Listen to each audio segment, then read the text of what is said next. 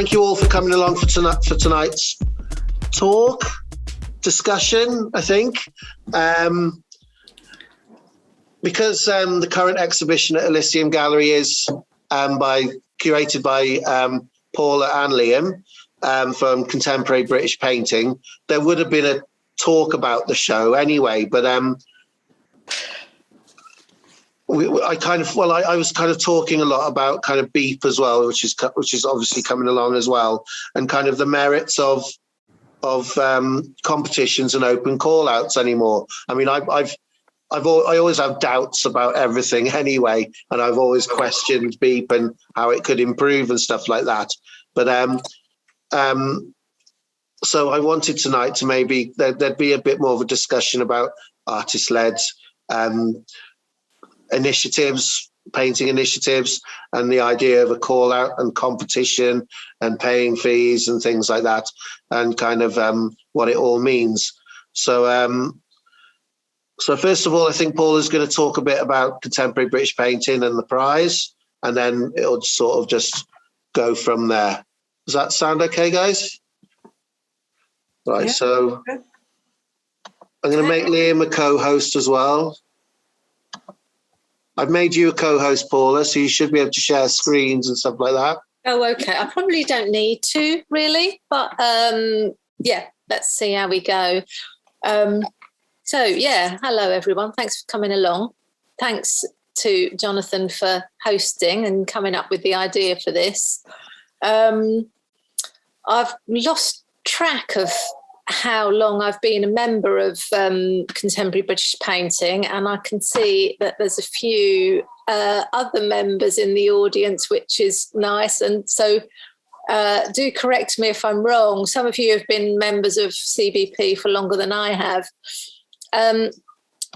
CBP was initially set up by two painters in East Anglia in order to promote painting, because they felt that painting was a little bit hard done by and not getting as much Arts Council funding as other disciplines, and generally was sort of seen as perhaps a little bit of a poor relation. And I think at the time there must have been sort of something in the painting water, if you like, because other initiatives sort of popped up around the same time, like Terps Banana, which is the big one. And there's lots of, I think there was a painting, was it Paint East, Claudia, that you were part of? Yes. And lots of painting groups popping up who were kind of interested in talking about and promoting contemporary painting. And I guess the Beep Painting Prize and Painting Biennial was one of those too. And actually maybe one of the front runners, actually, because it's been going for 10 years now. So, yeah, it felt like there was a need for it, and perhaps now painting's kind of back on the pedestal that it should be. CBP is a group of around 70 members. We're scattered all around the British Isles. It started in East Anglia, so we do have quite a lot of members in that area, but we've really spread as far as Dublin and Northumberland and Cardiff. That's Liam, right down in Cornwall as well. And it's that we kind of get together to exhibit together. For example, the show we recently put on at Elysium Gallery. But in the early days, as well as exhibitions, the Painting of the Day feature on social media it's always been sort of a thread that's run through CBP, because I think we didn't want to be, contemporary British painting as the name of a group is quite a bold choice, and it could be seen as excluding a lot of people who are also contemporary British painters. But the idea of the painting of the day was that anyone around the world, in fact, any painters could send in paintings free of charge, and a selection is made and one is posted at 11 o'clock every day of the year, including Christmas Day. And over the years, different people have had the job, the responsibility of choosing that and posting it every day. And through that, our social media audience has grown kind of way beyond whatever anyone ever imagined, I think. So it's our kind of reach, if you like. It feels like it's quite a responsibility to be sharing things to such a large audience. So from that painting of the day feature, the idea of creating a sort of another opportunity for painters outside the group arose. And in 2016, the painting prize started. And it was quite small scale initially in a small gallery in Richmond in London. There was quite a prestigious panel of selectors and then judges. And really every year since then, apart from 2020, which we didn't hold a prize for obvious reasons, it's gone from strength to strength. We've got more and more entries every year, and I think the deadline for the prize has just passed, and I think we had entries from 1,146 painters, each sending in 5 paintings. So the 4 selectors, 2 of whom are here tonight, Paul, hi, give us a wave, and Liam, of course, have got well over 5,000 paintings to look through, which is an enormous task. So we, as a kind of group that sort of spread across the British Isles, we felt it was important to not be too London-centric.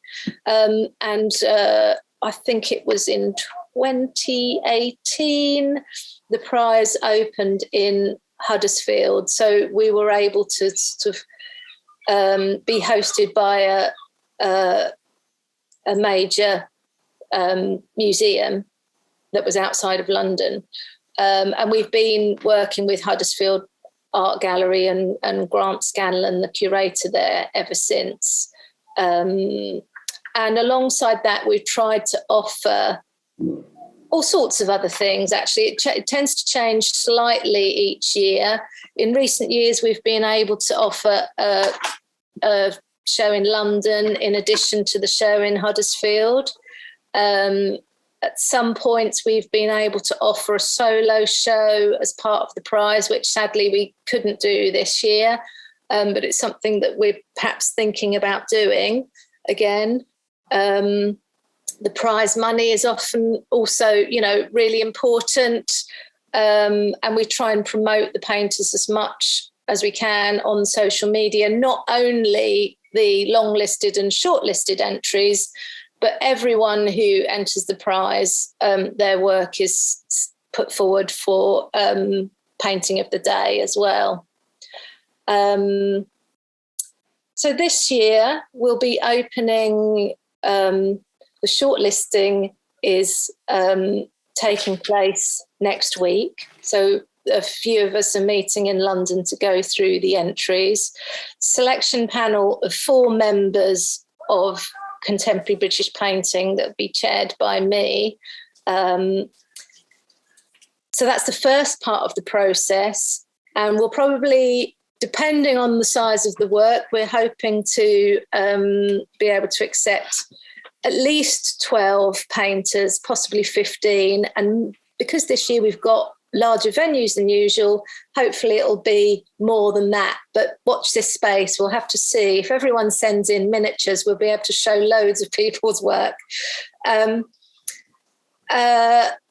So that's the show in Huddersfield. On the morning of before the private view, the 3 judges will have a walk around the exhibition, and it's their job to choose the winner and a highly commended painter. And thanks to a very generous donation from art collector John Talbot, we're able to offer an increased first prize. Last year it was £2,000. This year it's going to be £8,000, and the highly commended prize will be £2,000. So we're really pleased about that offer. It was very generous of him, not only because of the amount of money, but also that there are no strings attached at all. You know, he's very happy to support us in what we want to do as an artist-led group. So,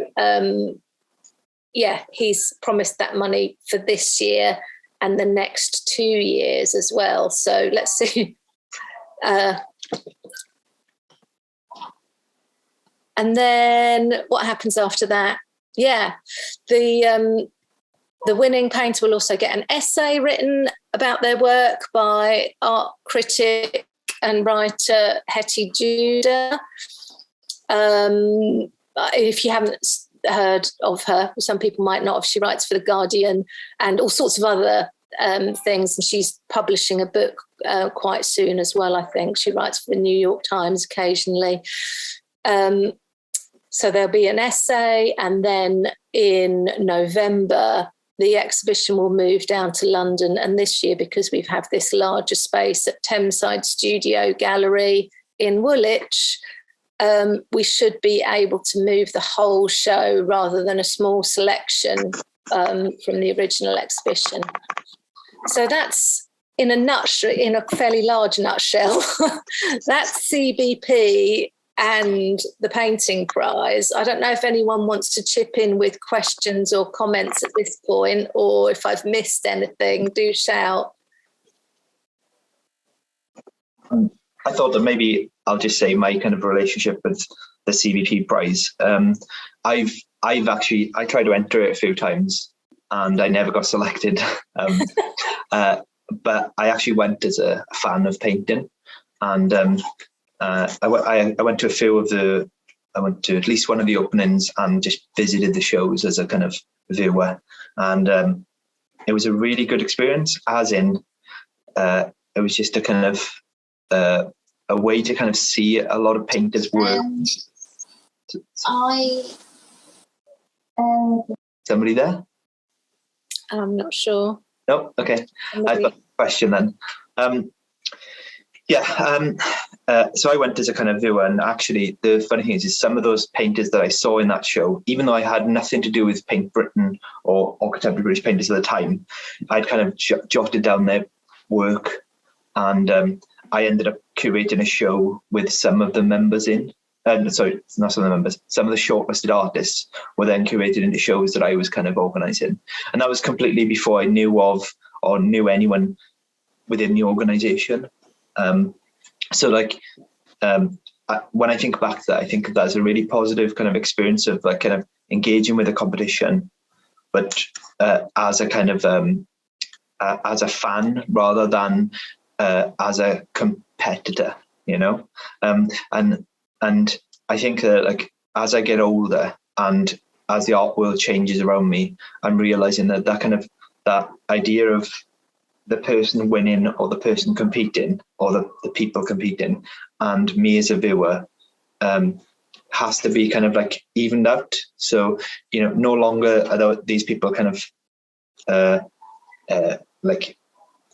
definitely the best. They are just a group of people that have been given a thumbs up or given positive reassurance of their practice, and I can respect that, enjoy it, and it can inform the way I look at my work. I don't know if I'm coming across the right way at the moment, but like what I'm trying to say is that kind of I think the old idea of a competition, I think a good example would be John Moore's.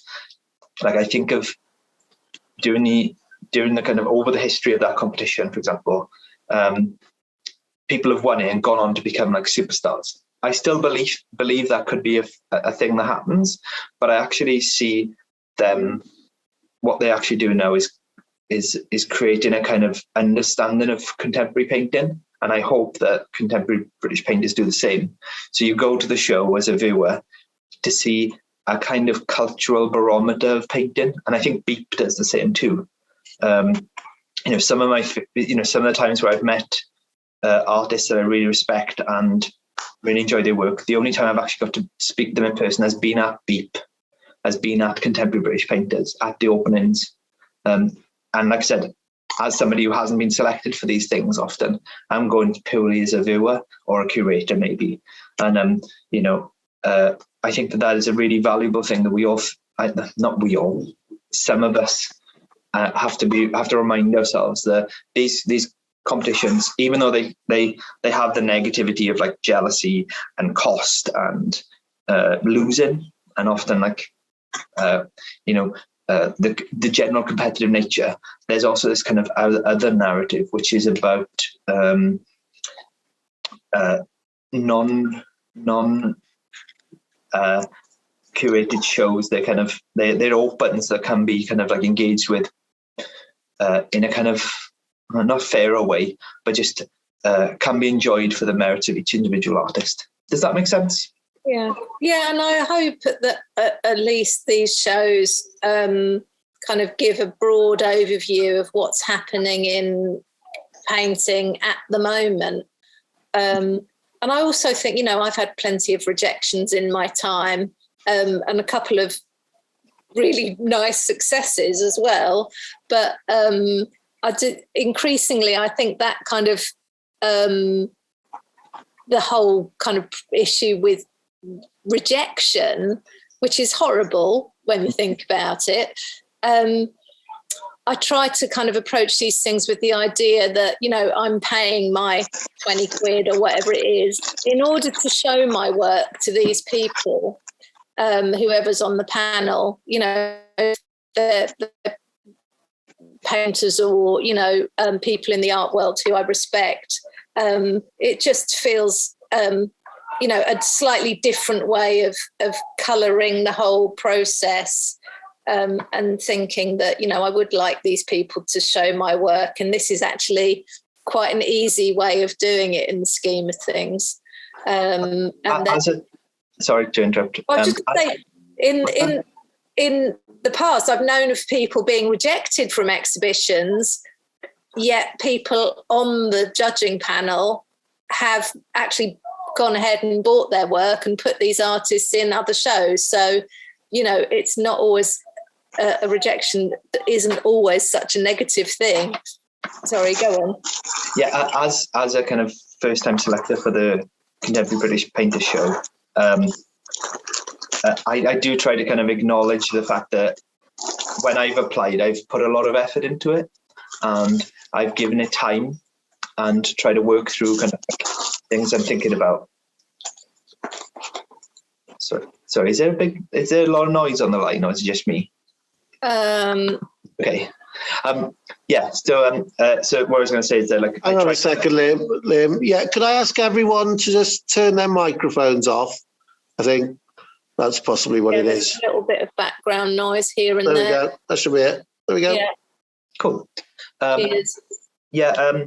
So yeah, just saying that as a kind of selector now, I'm kind of aware, like, as somebody who's applied, that the amount of work that's gone into applying. So I do try to kind of like give a fair judgment on, judgment's the wrong word, of kind of fair amount of time to each kind of applicant, and try to understand why they've put those works forward and the thinking behind them. It's hard going, but I think it is, it's the best, it's the best I can do is to give them the respect deserved. Yeah, but it's not easy, as in, looking through 5,000 pictures. It's a kind of an interesting kind of thing. The one thing I would say is that it's been pleasantly surprising, as in I'm more excited about painting within the UK than I maybe was before. Just to see, you know, the kind of quality of the work that's being made currently, whether they be like recent graduates or artists have been working for 20, 30, 40 years. Just been those, you know, instead of the kind of awful algorithms involved in Instagram, and kind of like research, having this kind of broad kind of overview has been really interesting and heartening, I think. There's a lot of like really interesting stuff going on. And I think that maybe in the future, there should be kind of ways to kind of link these artists in some way. Like competitions are really good. So you have like a kind of a cohort of artists who've been selected for a show. That's really exciting for them. I think it's fantastic. And I've gone as a viewer. But I do think there's also like kind of room for dialogue between painters. Like I've seen some painters who are kind of working in similar fields, and I want to kind of grab them and kind of say, you should meet each other. And you should, you know, like there's people thinking about similar things, and that's really exciting. But I kind of wish I could have found a way to kind of like, to ingratiate them and kind of, because I think they would push each other forward in a positive way. Yeah. Yeah. Yeah, and I hope that's kind of it in some small way, that we can help do that sort of thing. You know, one small thing that was really nice for me actually in last year's painting prize was, by pure coincidence, two old friends from college were selected on the shortlist, and I hadn't been in touch with them for almost 30 years. And that put us back in touch with one another. When small things like that happen and you reconnect with people, it's really exciting. Yes, it's great. I think that for me, I don't know if other people think this, but like post kind of COVID and kind of coming out of that, I know we're not completely post it, but coming out of that time, I think that like, I see a kind of art world that's quite changed, and maybe I'm being being extreme or anything, but I think the kind of my understanding of like success within the art world as well has also changed, and I think the kind of my understanding of the value of a competition has changed as well. Like I said earlier, you know, John Moores, for example, used to be a kind of kingmaker or queenmaker, you know, whatever. Usually king. Yeah. But it no longer functions in that way. But it doesn't function. That doesn't necessarily mean it's a bad thing. Like for example, I've never been selected for John Moores, but I always try to get to the show. But I know for a fact that they kind of, instead of doing an opening where you meet for that one time, it's an intense sort of thing, they try to do a weekend event where people will go to barbecues and chat in the gallery. And I know for a fact that they become friends and links are made and between artists, and sometimes like lifelong friends are made within that institution. And that, for me, I've seen as more valuable amongst those artists than actually the success of their painting within that show. You know, whether a sale is a nice thing, there's nothing wrong with that. A prize winning is brilliant, but sometimes those connections made within the galleries can be better. And I think that for me now, when I think about applying for a show, I kind of have goals, personal goals. I don't apply for every show. I don't apply for every commission or every kind of like arts council funding thing. I can't see it very well because my glasses aren't good.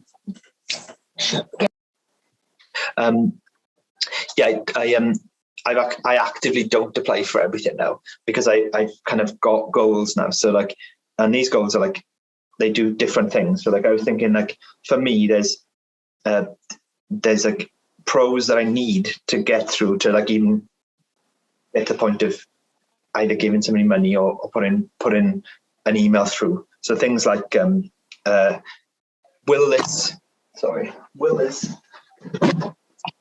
kind of opportunity create relationships? And I mean, in the kind of, not in a kind of way of the old fashioned way of kind of like what they used to call it, you know, you're like passing around business cards, not that, you know, more the kind of thing of like, are the people who are going to be applying for this the kind of people that I would want to like learn from and be in a community with? Another thing is it a good kind of, is it a good pressure? Is it a pressure I need within my practice? So like, I think like, if this deadline could be useful for me because like gives me something to work towards. If it isn't that, I kind of don't do it. Another thing is like, am I going to actually attend it and be present and be able to take advantage of the opportunity that is in this show? Like if I apply for a show in like Margate, am I going to really drive all the way there to go to a show? Like if I'm not going to do it anymore. But the truth is, I will do it because the artists that are in that show, I'm really excited to be a part of, you know? So you've got to put up those kind of like positive goals. And then obviously there's the negative ones like cost, stress, anxiety, self-worth, you know, there's all this other stuff. So like, is that kind of way in between things? And I think that some competitions push those positive parts of the practice of being an artist to the foreground. I compliment like Elysium and Beep because they do the thing of free application and then you pay if you're selected. Lovely idea. But I would say that I would still only apply if I was going to go there and meet the people and talk to the other artists in the show. Even though it's free, I don't think it's worth applying unless you're going to engage with that kind of dialogue. And I'd say that like for contemporary British paintings, I think the fee is worth paying because it's a show that I would want to be part of, and I'd want to go to Huddersfield or, you know, like the museum, and I'd want to then go to London and I'd want to meet the various people. So like those things for me are positive outcomes. But so for example, a summer show, I've never gone to a summer show in the Royal Academy, but now and then I would apply because it feels like a kind of stamp in time for me, like something where I'm kind of like, this is useful for me in a way to think about my practices. What would I like to see on the wall if I got in? And I know I'm probably not going to get in. I know it's a kind of questionable organization and show in its own right. But for me, now and then, that kind of like line in the sand or like flag in the sand even is useful for me. If it wasn't useful that year, I wouldn't apply. I definitely wouldn't do it just because of the shits and giggles. You know, I'm not interested. Yeah. It's this thing of weighing positive and negative outcomes in that way. I thought quickly, I just mentioned like my kind of experiences with competitions. So I've applied to like everything everyone's applied to, you know, we've all done. I've, you know, tried to apply for everything, and I've been mostly unsuccessful, like, you know, but I did have one positive outcome. I won the travel award for the BP Portrait Prize, a prize that I think may no longer exist. It's not been officially announced, but it feels like it's kind of being phased out, you know. I won £7,000 to go traveling and make paintings, and then that was shown within the gallery. Fantastic exposure to my work and things like that, you know, for the public and stuff. But actually, the £7,000 didn't cover the cost of the trips, and I ended up paying a lot more money over the time because everything had to be kind of like, you had to say what you're going to spend your money on, and inevitably budgets were just, you know, I'd spend the 7,000 and then I still had money. I still had to make the paintings, I had to pay for the canvases, I had to pay for the paint, pay for the studio. So like, even though it's fantastic to get £7,000, I've spent that on travel. So then I was actually in debt at the end of it, and the organisation, the National Portrait Gallery, were really supportive, but they don't actively sell any work. There was no financial incentive there whatsoever. And the work was basically on tour for a year, which is fantastic again. But my ownership of it was kind of gone for that period. Then when I got it back, there was no like list of buyers or list of interested parties. It was just the end of it. And so like it had lots of positives, but honestly, I was approached by no galleries after it. There was no kind of direct kind of like success from it. The project itself I class as a success because I learned from it. But it was a learning curve, as in I realized that even with a win within one of these kind of competitions, you've got to figure out again what your personal win is. What do you need to get from it? And that was kind of a tough learning thing, really, because I thought it'd just be, I've won this prize, people will like it, hopefully like it, and more things will come for it. And that's just not true, you know. Yeah, no, it's not always true. It's this kind of similar experience. I mean, I also won a prize at the Portrait Gallery in a former life, it feels like, a long time ago.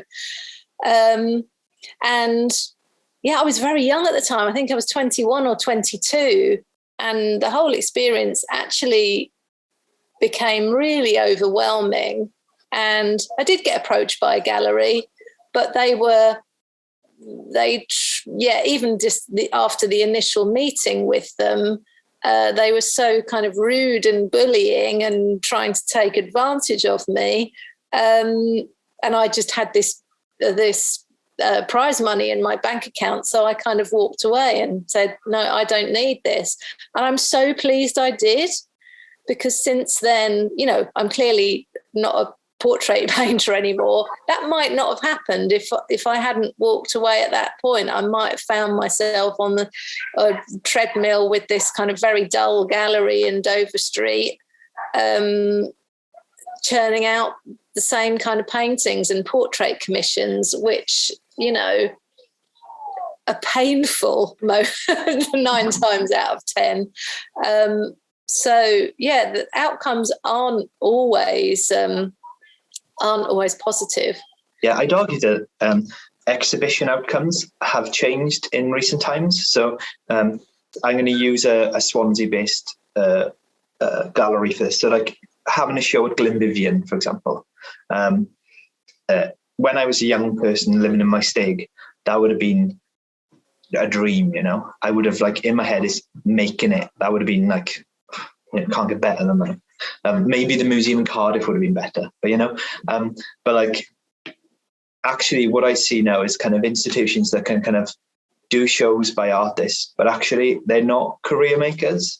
And things like exposure, network, sales, patrons, my general self-worth is no longer tied to like old-fashioned institutions. So I would still love to be part of these things. I'd still would love to win prizes. I'd love to be in these things. But I'd like to think that as a kind of group of painters and, you know, my peers, these kind of old-fashioned ideas of success are kind of dying, really.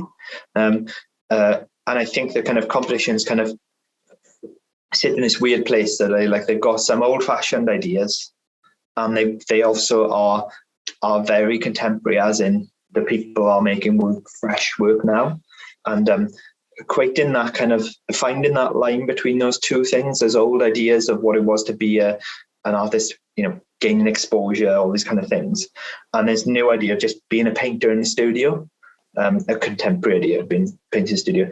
Weighing that up is something I'm thinking about constantly. So like the fact that I've done a show in, you know, like had a solo presentation in the National Portrait Gallery was an absolute dream. Did it actually help my self-worth? Did it help with networking? Did it give some exposure? In ways, yes, but I'm not willing to say that it by in any ways made a career. And I frankly look around and I don't see many competitions, exhibitions in museums that actually can do that anymore. Whereas I think we used to think that. I don't know, I'm using the we in the kind of wider sense, but me and my peers definitely used to think of these things as kind of steps upon a ladder that one has to kind of jump or climb. And frankly, I don't think that is a reasonable understanding of how the art world works anymore. So yeah, and I say that in a positive way, not in a kind of negative way. Like I'd like to look forward to a world where that sounds ridiculous, but I like to look forward to a kind of a peer-based society of painters. So where I could go to a painter and say, like, I like what you're doing, explain, talk to me, kind of like, let's do studio visits, and it's not a place that comes out of competition and all the kind of negative connotations of competitive artwork. We can be competitive. I still want to be a better painter than everyone. Doesn't necessarily mean that that's a realistic idea. Like, it's not. But I think these old competitions, some of which have gone, and like the BP Portrait Prize, naming the best portrait painter in the UK is an absolute farce. It really is. So yeah. Sorry, I'm rambling now. But Jonathan at Elysium Gallery, would you like to say anything about Beep or your thoughts on that at the moment? Yeah, I mean, I completely agree with you, Liam. I mean, Beep started in 2012. So, Elysium had been going for only about 4 years by then, something like that. And it was during one of them years where we didn't have a home. So I managed to kind of take over an old Littlewoods catalogue shop or something. And I wanted to put on a big show there. And there was nothing for contemporary painting at that time. But also there was no discussion, there was no dialogue with other painters, and I was starved of that. I was sick of having to kind of get on the train and spend whatever it was, 70 quid at the time. Now it's 100 odd quid to go to London just to see any paintings what were less than 50 years old. The Glenvivian, the Mission, all these places, a lot of the galleries were not showing contemporary painting. So that's what it grew out of, this frustration with not seeing any contemporary painting and not being able to talk to anyone. At the time I just finished my degree, not long before, and it was around the time they got rid of the painting and drawing courses. So we had a new Tim Davis, who's represented Wales at the Venice Biennale. He sort of took over the course and really kind of dismantled everything and kind of changed the whole direction of the course. And he just wasn't interested in painting and drawing at that time, and so that's why it grew. That's why it started, really. And that first one still is my favourite one. It was in this old, disused building, catalogue shop. I didn't paint any of the walls. I managed to just get loads of free wood, and I mounted everything on these wooden stands. You had these horrible yellow, what was left of the fluorescent tubes up in, up on the ceiling, and I kind of coloured them with gels and stuff like that. And it was also on Swansea High Street, which at the time was really bad. It's been named Britain's worst high streets by the national press quite a few times. And so it was amazing. It brought all these people to Swansea, which normally wouldn't have come to Swansea. And, it brought loads of people from Swansea onto Swansea High Street, which, they wouldn't have done. It was a no-go area. And it was just a really good way of bringing people together. And that is the point of it, really. It's getting painters together and hopefully getting people talking with each other and things happening. I mean, and it happens every year. I remember one guy, I've forgotten his name now, Portuguese artist. I think he was in Beep 2016, the one you were in, Liam, I think. And then we had an after-show party at Mozart's wine bar, I think, after the show. And this guy came all the way from Portugal to Swansea to see the show, went to the wrong building and missed the opening, the private view. And he missed the actual show opening. So he finally made it to the after show party, got drunk, and I think he was all right then, happy. And he ended up staying in South Wales for the next 3 months. He just went walking around the place and camping and hiking around everywhere, and he had a great time. So that wouldn't have happened, just think little stories like that. And already this year, was it Peter Stiles? I think he's in the audience somewhere, but he was talking about trying to set up something between Swansea and Ilfracombe, I think, across the bay. And it's like, yeah, all right, let's have a chat and let's see what we can do. It's just that's the point of it. It's just making things happen, getting things going, Yeah, and I think that's an important point, actually, that we, as artist-led kind of painting initiatives, we want to be approachable. So, yeah, I hope we are. The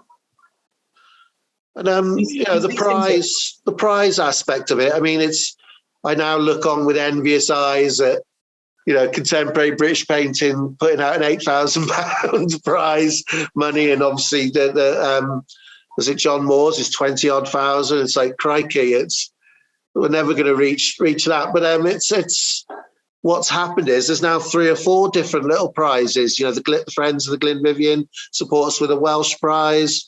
And I think the last one, Andre Stitt and Gallery 10 kind of sponsored a prize. So they weren't great big amounts of money, but it made a huge difference. And so there's now like 4 different prizes within the Beep prize, and all 4 of them people, we will try and kind of give them a sort of platform at Elysium at a later date. That's sort of how it works. So yeah, the prize isn't important, but it's just a nice way. It's like the cherry on the top for someone, and then we do something with them at a later date. But we do end up working with a lot of artists anyway at a later date through other things. So it's just great. Yeah, I think that's something to highlight, actually, that these are artist-led projects. So like I've been hosting a few shows recently in Bay Art in Cardiff, and I've curated shows as LLE, the gallery, and people sometimes come to these events in Bay Art or as LLE art fairs and think they are kind of funded things. And I've never received any money off the Arts Council myself for any of these projects, and people think there are kind of wages involved and massive kind of amounts of money. Sometimes the prize can be large, but even within the John Moores, for example, I know there's a small dedicated group of people who are doing it. They are paid to be there, but it's hard work, and they go way above and beyond what their normal job would be, And I see that with Beep, and I see that with Contemporary British Painting, and any other show I've been in. The kind of more old-fashioned ones, like the Royal Society of Portrait Painters and stuff, I can't speak on. I've been to those shows, but they are kind of another things, same as the summer show.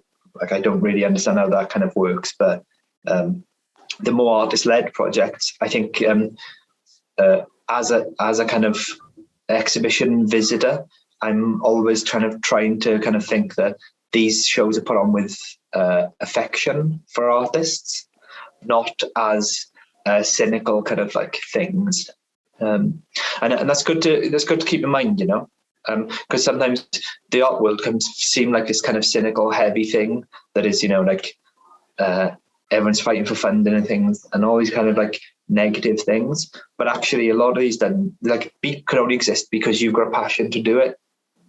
And I know Paula goes way above and beyond for contemporary British painting. So like, I just wanted to clarify that kind of thing of, as artist-led projects, they're done for passion first, rather than any of the other things that some of the artists may think. Like, for example, I did a show recently, and a couple of artists came and said, "Oh, well, you're paid to curate this." I've barely been paid to do half. Like, I'd say 90% of the projects I've been involved with have been unpaid. Some of them have been paid. And it's fantastic, it's like a dream almost. But the majority are unpaid. I have to say, most of the people working on the behind the scenes, organising the CBP prize, it's all largely voluntary.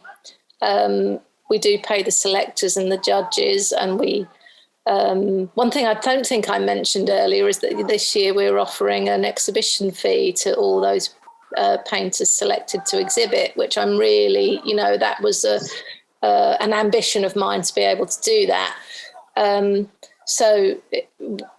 From our point of view is that, we put the painters first and painting first. We're not in it to make money. Yeah, I mean, there's strength though in an artist-led initiative. So whether it's painting or a group or a gallery or whatever it is, Elysium has been turned down for the last 3 times for funding for its program, but managed to get some for this year's program. So you basically, even if you get funding for just one show, you have to have the Arts Council logo on everything, throughout, on all your websites, on anything you do, even if the Arts Council hasn't actually kind of paid for that. But the thing is that even if, like, say, we didn't get any money for our program, because Beep is an artist, is its own contained thing, we the people who get into the show pay an exhibition fee, and that goes straight back into the prize money, the 2 prize monies, and then it goes back into getting paint and getting things ready for the exhibition. So it looks after itself, and so that strangely will always be the one which will always continue. So even if everything all falls apart and we haven't got money to pay artists and stuff like that for the other shows, Beep will continue because it's its own thing. So that's a good thing. Yeah. Shall we open up to questions if anyone's got any? I'm just wondering, because this is also a problematic conversation, as in there are negatives about competitions. There's negatives about lots of aspects of artistic practice currently, to do with funding, and anytime money's involved, really. But I'm curious to see if anyone's got any particular kind of questions or rants or problems or even positive things they wanted to say. I'd be really interested to hear, in an ideal situation, what would you like to see offered by any open call? Yeah. Does anybody want to? If somebody doesn't, I can ask a question. If anybody else, so we got one here. Yeah. Well, I've got a couple of questions. Thanks both of you. One question was for Paula. You said at the very beginning that when CPP was set up, it was to sort of address the imbalance that was seen against painting. And I was curious, do you think that's changed? Because painting's had quite a lot of traction. Yeah, I think it's really changed a lot. Yeah. And I wouldn't give CBP all the credit for that, because I think there was, like I said, something in the water. Beep started first, I think, probably. Terps came along at around 2012, 2013. I think CBP was started in 2013. So, yeah, there was off obviously some sort of rumblings, and I think kind of not really working together, but working alongside one another. Painting's really gone up in the world, really. And I suppose in the commercial art world, painting's always been at the top of the tree. It's portable, it's easy to sell, although I do wonder about that sometimes, not always easy for me. What was I going to say? I've forgotten now. The kind of popularity. Yeah, back, say, when I was at college in the 80s and 90s, it was a little bit embarrassing, perhaps, to admit that you were a painter.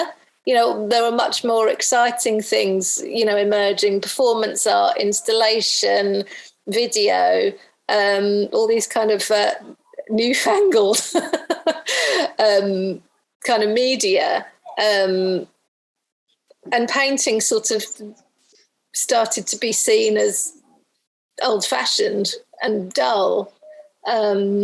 you know, and endlessly we hear about, you know, another death of painting, but it's not going to happen. I mean, painting always keeps kind of regenerating itself. And I think, you know, what is continuing to happen through all these kind of painting artist-led groups is that it's, you know, painting's got much higher profile and, dare I say, it's fashionable again. For good or bad. I don't know whether that's a good thing or not. Yeah. What I'd say before, I mean, it's worth a mention, was the Marmite Painting Prize. Oh, I don't know if you remember that. Yeah. Yes, I do. So I think that finished around the same time Beep started. But for me, that looking at that was just a really just quite an inspirational way of putting on painting shows. And, you know, it was quite relaxed, and they're easily approachable, and yeah, they didn't have a prize or anything like that, but I think you won a piece of artwork or something from a selected artist that year, I think, and you know, and they had like a touring show, you know, it went around a few galleries, but you know, it's quite a cool kind of art prize which ran for about possibly 4 or 5 years, I think. I think it didn't happen every year. That was one of the open calls that I was really gutted not to be accepted for, actually. Yeah, it was basically just run by one person, I think, actually, who put Marcus Cope, a brilliant painter, put his heart and soul into it. And when it did tour, I think the last iteration of that show, it toured to Ireland. And he basically hired a van, went around the country collecting everyone's work, and then took it from London over to Ireland and showed it there. And yeah, nearly killed himself in the process. So it was like an exhausting thing to do. But I think, yeah, everyone who was part of that and has heard of it really respects the Marmite Prize, and I think it's kind of a sad loss. But I mean, this is what happens. I mean, yeah, I think the one year we got Beep to travel to the heady heights of Wrexham, but again, yeah, it's everything got took over in about a van and 4 different cars. And we all kind of went up there and like slept in the worst possible youth hostel sort of thing. It was, I think there was a brothel on the floor above us. But yeah, we put up the show in an old JB Sports building. So yeah, so these are the things you have to do to make these things work.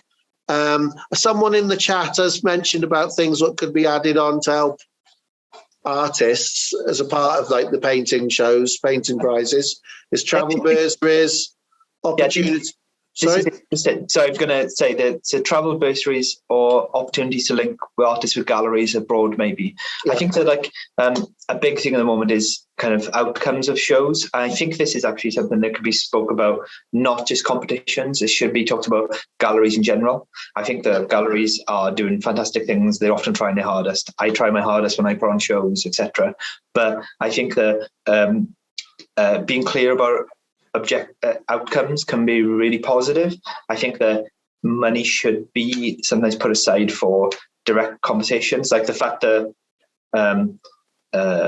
contemporary British painting are engaging a writer to write about the winner is fantastic. I actually think that I'd like to see things like maybe a connection or a historical connection. So maybe runners-up should be paired with past runners-up, and maybe studio visits should be paid for by those people. So there's kind of a continuation over the years. There's also kind of things of like maybe a prize could be a small travel bursary. Could be in the kind of like couple £100 to say pick a painter, and we'll try to from the past years or from this current year, and we'll try to find a point where you guys can do studio visits or go to an exhibition and talk about your individual practices together. Just forcing community. Like, it sounds a strange thing to do, but like sometimes as artists we're really dreadful at introducing each other to each other. And like sometimes I would love for an organisation, a gallery, to say, oh, your work reminds me of this person. Wouldn't it be great if you got to meet them? And maybe it wouldn't work all the time, and maybe they'd be awful conversations, and maybe you never want to speak to their artist again. But sometimes it's going to be really good, and it's going to inform your practice for like ever, you know. So like I think that like some of the old-fashioned ideas of just a prize or even a travel bursary, sometimes they should come with a more guided outcome. If that's my opinion. I know what I'm asking is galleries to do more work, which is not nice of me because they're already overworked. But I think there is room for ongoing relationship.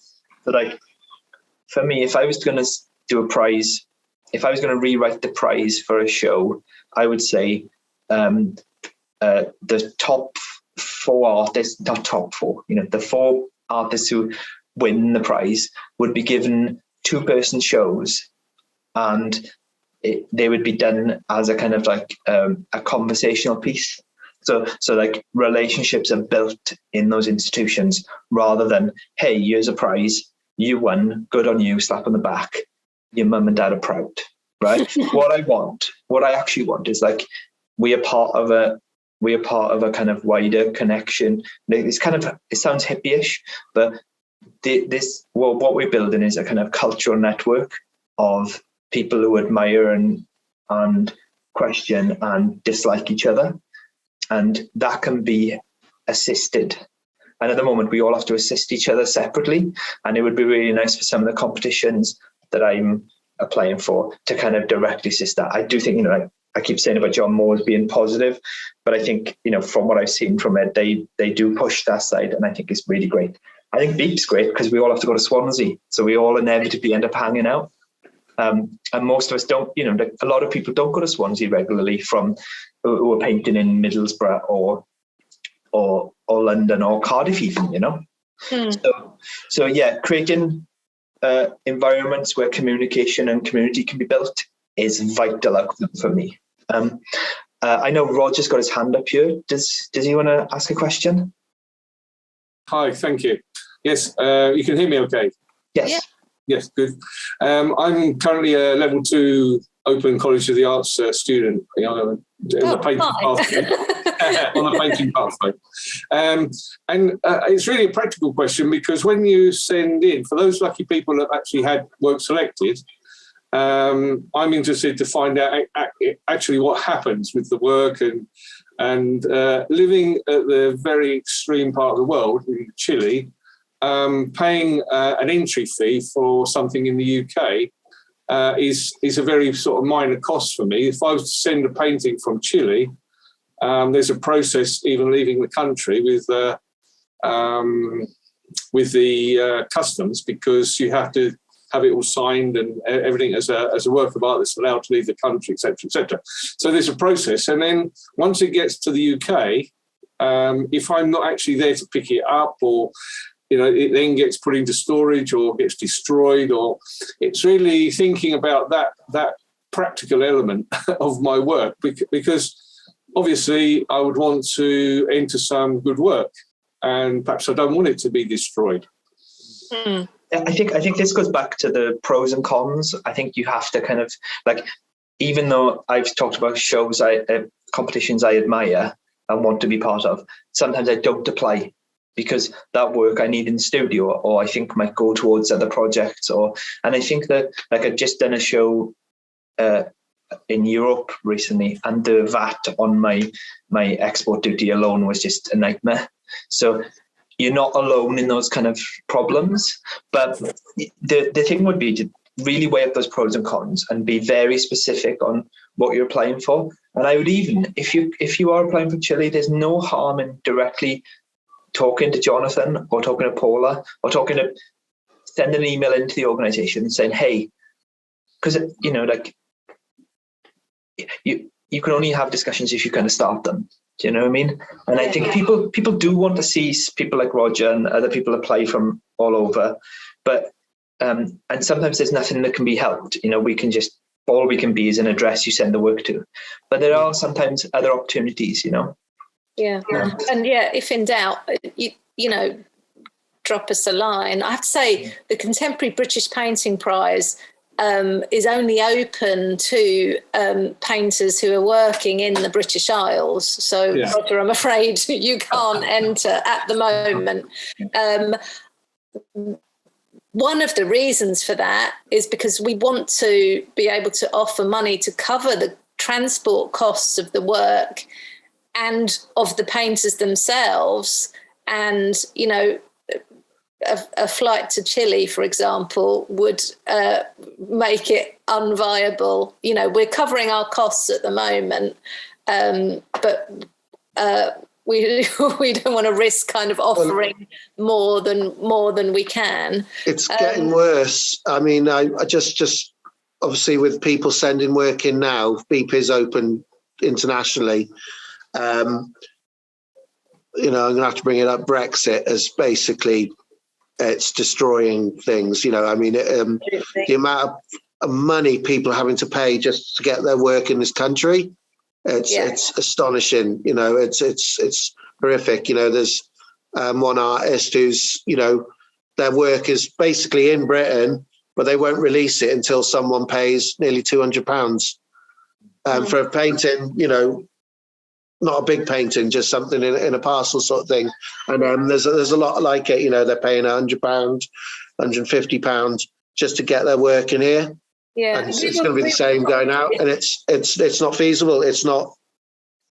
Yeah. It's not going to work like this. Yeah. I mean, we had an entrant last year's prize who is based in Dublin, and we were quoted, I think, over £1,000 to get her work shipped. I won't tell you how we ended up getting her work there and back again. But we had to find a way around that. So, Brexit has really just added an extra layer of pain to a lot of these things. But the other thing I wanted to say to you, Roger, is I've no idea of what the art scene in Chile is like, but are there any kind of open calls or galleries that you might be able to approach that are more local to you? I think now coming to my last part of level 2, it's something I need to heavily explore, because obviously finishing level 2 and then going into level 3, I definitely need to find some spaces. To be honest, even up to the fine art gallery, because of what I would consider to be very poor security there, it doesn't attract very high level artists. So student artist work does get accepted even into the fine art museum, whereas somewhere like London or Europe, it just wouldn't happen. Oh, okay. So that could potentially be quite exciting. And private gallery scene. Yeah, you might have to just put a high-vis jacket with security written on the back.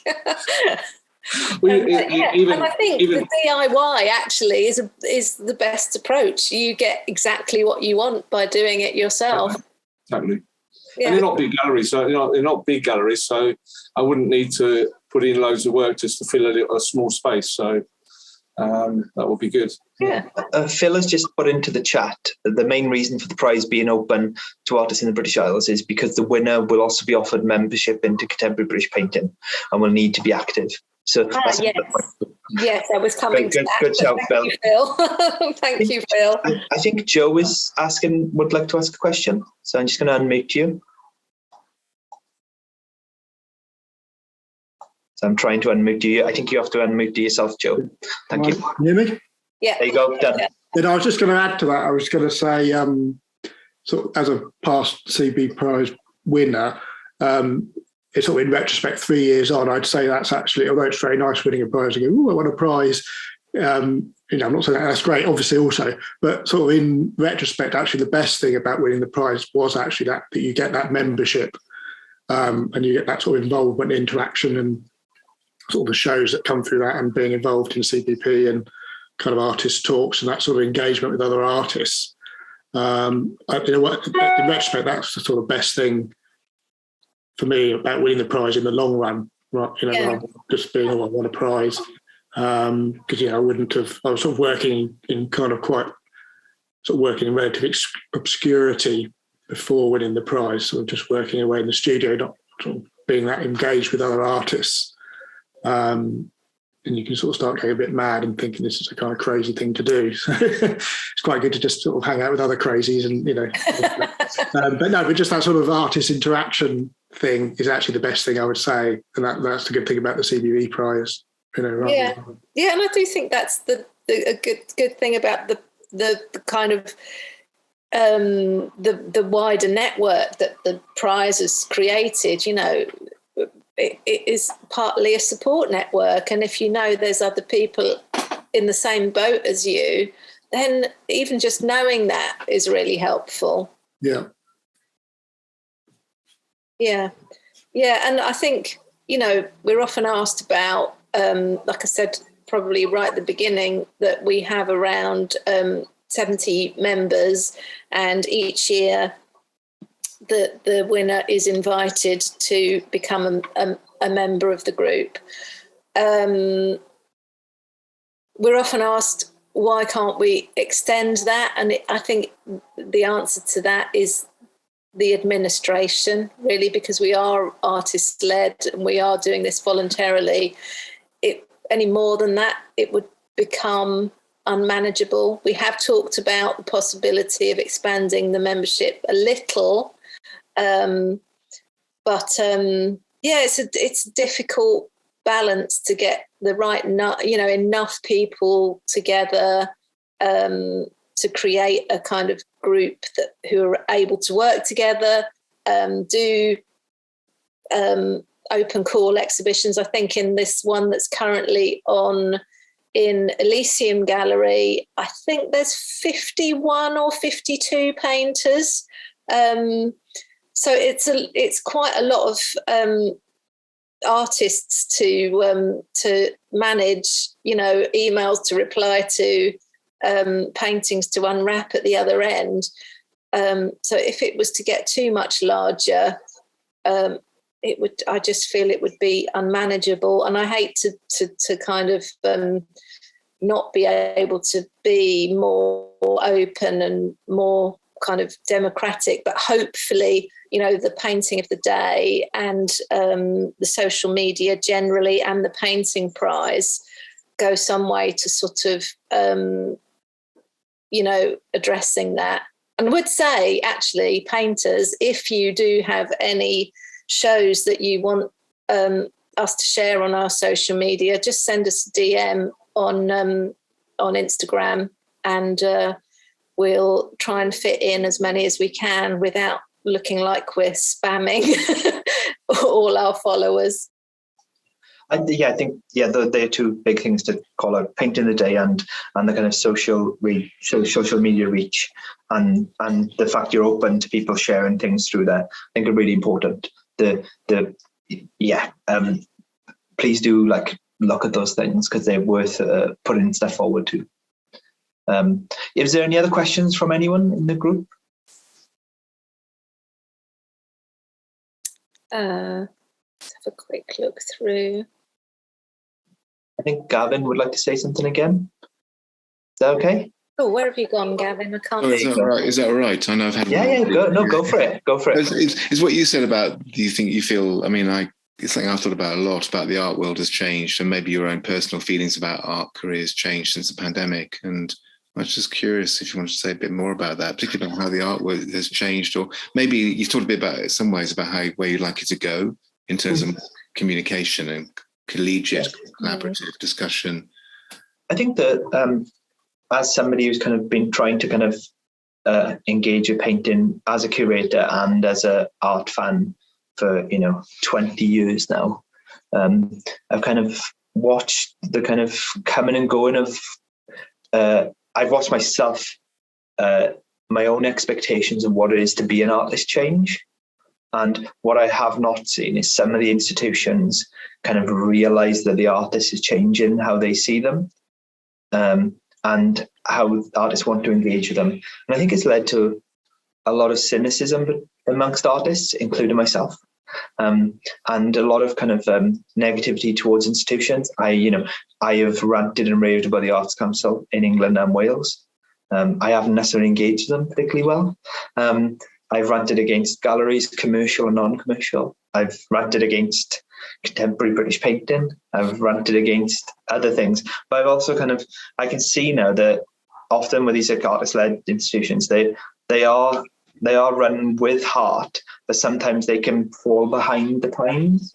I'm part of an organisation called Bay Art. It's where I have my studio, and we are trying really hard to do interesting things, but sometimes we fail because we're maybe not up to date enough, and we're not offering what artists need. So it's a kind of constant battle to kind of reacquaint yourself with what we need as individuals, what exhibition spaces need then to show to their funders and to their visitors.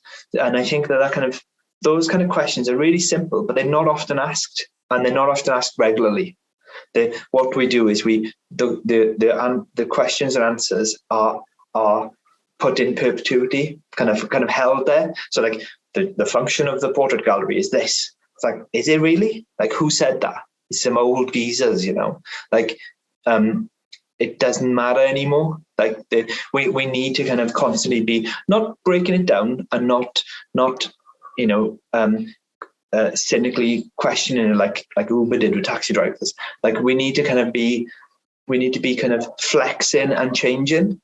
So like for me, the future for me is a relationship based viewing of artwork. So the thing that I get really excited about is like cultural wealth, like what makes me feel more wealthy culturally, because I know for a fact I'm not going to be wealthy in a monetary way. So I need to be enriched in other ways then. And I think things like competitions can add to that cultural wealth for everyone. So that's why I visit John Moore's Contemporary British Painting Beep. Even if I've never been selected for those things, I've been selected for Beep twice. And because I'm in this year's Beep Prize, I'm really pleased to be part of it. But I would have gone to it as a viewer anyway, because I want to add to my cultural wealth and my understanding of what it is to be a painter at the moment. Does that answer it, or is that too vague and hippie-ish? No, thank you. Yeah. Thanks. And I also it's I think relevant now to throw the artist support pledge and Matthew Burrows' ideas that have come out of the pandemic into the mix as well, because his emphasis is always on this spirit of generosity, and I think the artist support pledge has kind of demonstrated that it's possible to do that. It very rapidly went global, and it was an idea that was picked up by millions of artists probably. And I think it's just sort of, and Matthew's still kind of trying to push the idea forward and develop it. And, he's been able to put on 2 physical exhibitions now. And he's still sort of, not sitting back on his laurels. He's kind of pushing it forward and trying to kind of establish some real change. And I think that has, it's just opened everything up a little bit more and made all these things feel doable, possible. And I think it's really exciting. It really is. And it's got its problems too, that, as in there's, it does rely on the artist in being the kind of the production, sales and salesman and promoter. But it is a really good example of a kind of contemporary, non-institution based community. And I know for a fact that I followed and bought some artworks on there and sold some. Those people I engaged with directly, and sometimes the first conversation I had with those artists, and it was really positive. So it's a really good example of what maybe could be touched upon in the future by artist groups. But yeah, I look forward to seeing how it evolves, actually. Because I think there is more. I think it's done a really good thing, and I am excited to see how it can be moved on. The fact it's had 2 museum shows now, museum quality shows, is really interesting. But yeah, I think there's always more in the works with Matthew Burrows in general. Anyway, he's always got something. Yes, he's always got something new up his sleeve. Yeah. Any more questions or comments or suggestions? What could we add to the CBP prize next year to make it even better? Or is it as good as it'll ever be? I've got like a sort of general question to anyone who wants to sort of answer it, I suppose. Like, I'm 25 years old. I graduated in 2020, best year to graduate. And yeah, I was just wondering what sort of advice you might give someone in my position. I've exhibited a little bit already. I think I've had 8 mixed exhibitions and 1 solo show, something like that. And I'm basically, I know Casper, Liam. Casper's fine, yeah. Whatever one you want. I know you're saying that you've changed your sort of perspective on how you see yourself as an artist and stuff. I have not really much any idea of who I am as an artist, particularly in the art world per se. I know what I am in myself, and I know I'd rather just blank out most of the world and just create art. But obviously I do appreciate engaging with other artists as well. And that's been hugely like beneficial to me and other people so far in my experience. I think the thing is that we all have our own kind of journeys. It sounds kind of hippie and pretentious, but the thing would be to kind of really try to find kind of people who are kind of, if their work doesn't have to look like your work, it can be from any medium and any way of thinking, but try to surround yourself with these people in a kind of mental sense. So like, I know people have postcards on the wall in the studio of like long dead artists, but it could be that actually somebody who makes a t-shirt you like on Instagram that fits within the thinking of your work. Maybe like that is your community, and the outcome is not necessarily a show. It could, I'm starting to think that it's not a show. I don't know if other people would be like, you've got to have shows to be an artist, but I'm starting to think that maybe if I make a zine with a friend, that can function as be just as successful, because we've had dialogue, we've made something together, we've digested and talked about the work, and maybe that act is just as important as doing a public showing. It's not necessarily the same as a public showing, but it does a lot of the things. So yeah, like what used to be kind of things of just chatting to friends, maybe they are like more and more important, and you realize, like, I find that when I talk to my friends and we put a painting up in my living room to look at it, for example, those conversations can be almost as valuable as doing a show in a gallery, you know? Yeah, so and I think, you know, sometimes you put a show on in a gallery, plenty of people come and see it, and they might write nice things in the comments book, but you don't have any real dialogue with them, and you don't really know what they think. So I think, you know, connecting with other like-minded artists, or even, you know, any artists that you have access to, like us online, just try and connect with as many people as you can. And I think, you know, DIY is often the best way to go, because you can do exactly what you want. You're not jumping through anyone else's hoops. And, you know, you've got to put the work in, and it is stressful at times. But if you've got a few friends, colleagues to work with, then even just one other person, the load is so much lighter. It's all much more fun. You can share the responsibility as well. So if it all goes horribly wrong, you've got someone else to blame. But yeah, I think this also might sound, it's so valuable. Yeah. This might sound like obvious in a contemporary art world, but like also the old-fashioned expectations. I constantly have to remind myself they are old-fashioned expectations. So like putting a show up in your living room, like it is doable, and it actually can add to the understanding of your work and other people's understanding of your work, even if those things just end up on Instagram or Facebook or any social media, or even just photos for your own self to look at them.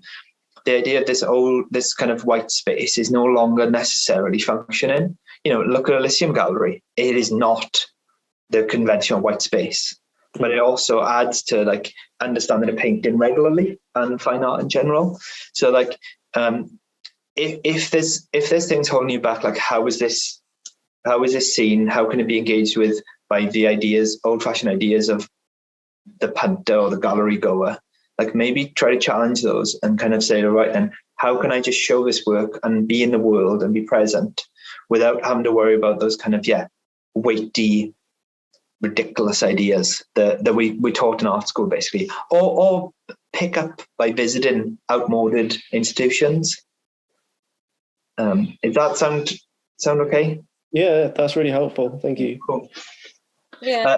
I'll just add one. There's another old geezer. I think the two basic things of being an artist is, one, just keep trying to make work, even if you feel like you're really floundering around, not knowing what you're doing. Still carry on trying to make something just to see what happens. And two, keep putting yourself in a position where you've got to talk about the work and say why you're doing it. Because often just being when I was young, I hated talking about my work. But I think being forced to talk about your work helps you as much as anyone else. It helps you try and understand. Sometimes you don't realise what you're trying to do exactly until you're put in a position where you're made to talk about it in front of other people.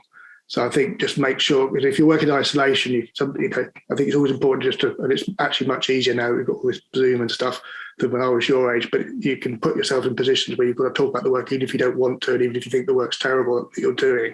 I think it's still good to have that engagement with other people and get feedback about, Yeah.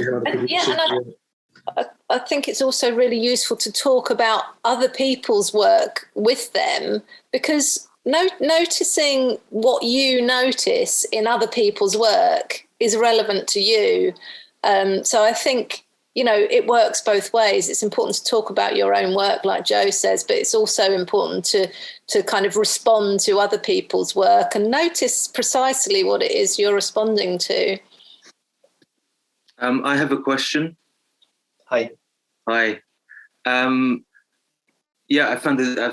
the talk really interesting. But I just have a question about, I've been thinking about the role that galleries now play. And, we were talking before about a sort of DIY, that kind of punk thing of putting on your own shows. And in a way, the Artist Support Pledge was amazing because it kind of bypassed galleries. It was this sort of anyone could do it. It was open to everyone. And for me personally, I found that when I was doing my BA back in 2009, there was much more people kind of doing pop-up shows and all of that kind of thing. So I'm sort of, my question, I guess, is how do you feel that the relationship with galleries is now? Because sort of personally, I think the sort of ethos of artists getting together and putting on their own shows seems really appealing. But I'm just wondering sort of, where do galleries fit in with that? If they do, I don't know if you had any opinions about that. I as somebody who's kind of has helped with various galleries and engages with different galleries at different times. So from artist led through to commercial, through to public institutions. I think that each artist has to kind of figure out what they need from that. So I used to kind of see artists in certain galleries, and there was a form of jealousy or a form of want to be in there and aspiration.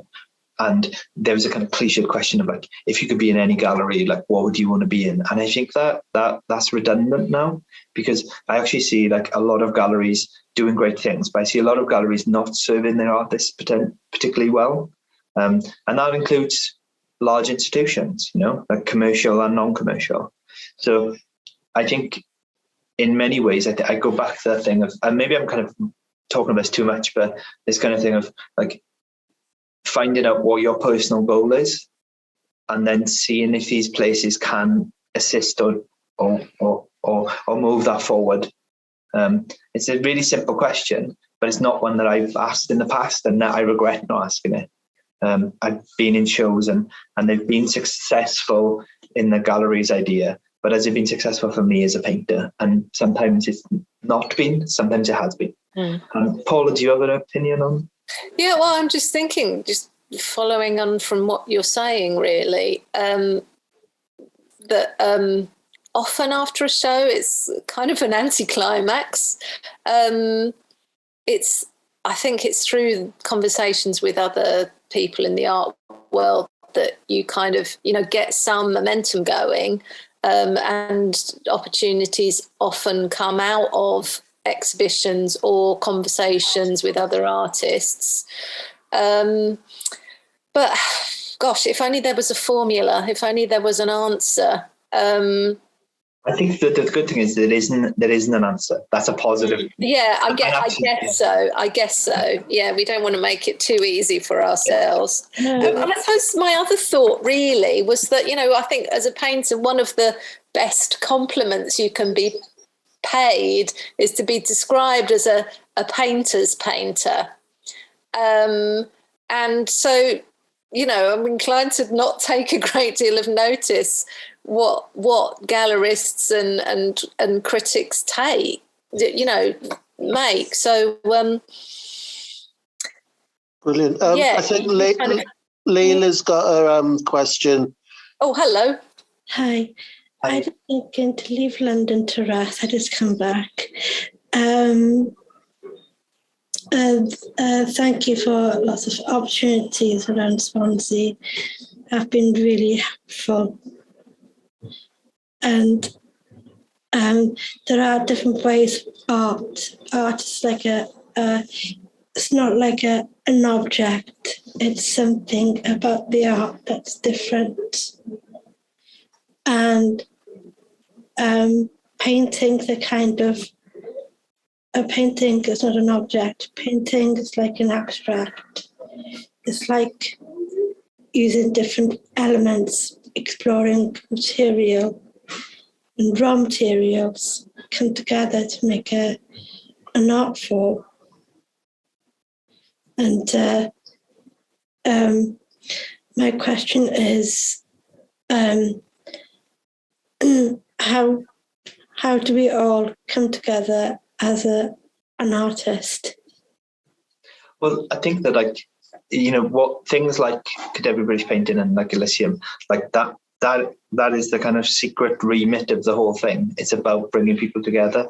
So like even though they kind of publicly facing, and sometimes contemporary British painting can feel like similar names being shown quite regularly, and I'm sure Elysium have fallen into that where you see similar names kind of showed again, but like actually all they're doing is trying to promote artists and trying to like engage.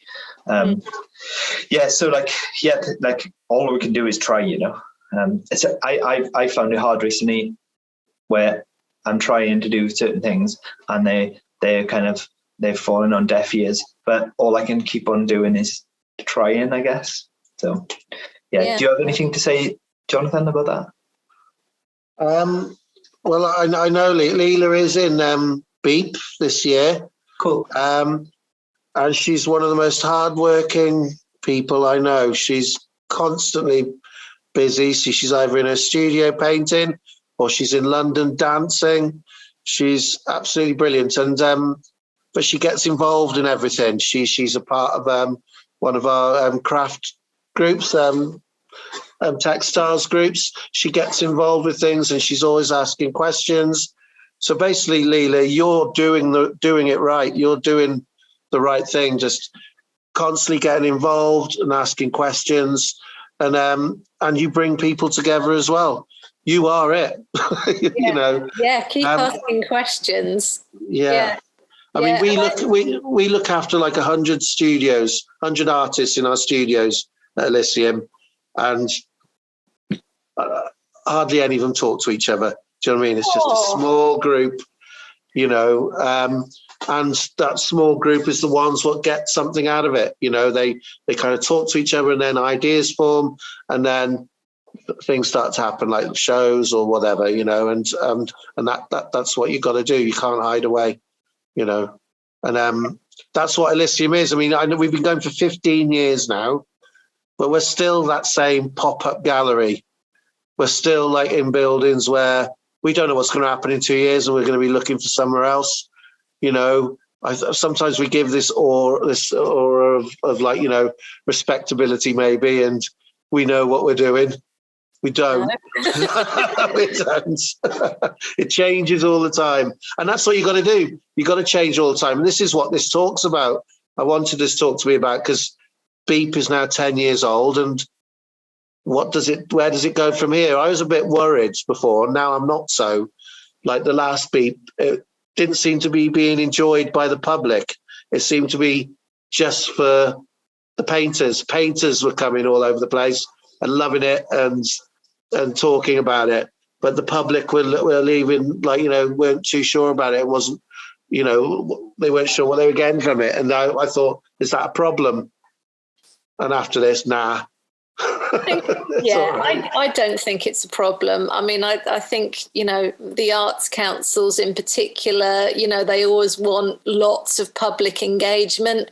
But when it boils down to it, the people who are really interested in painting and really passionate about it, they're painters and they're artists, you know. So it's a little bit like maybe preaching to the converted to a certain extent. But you know, we need each other. You know, we thrive through talking to one another, and that's really valuable.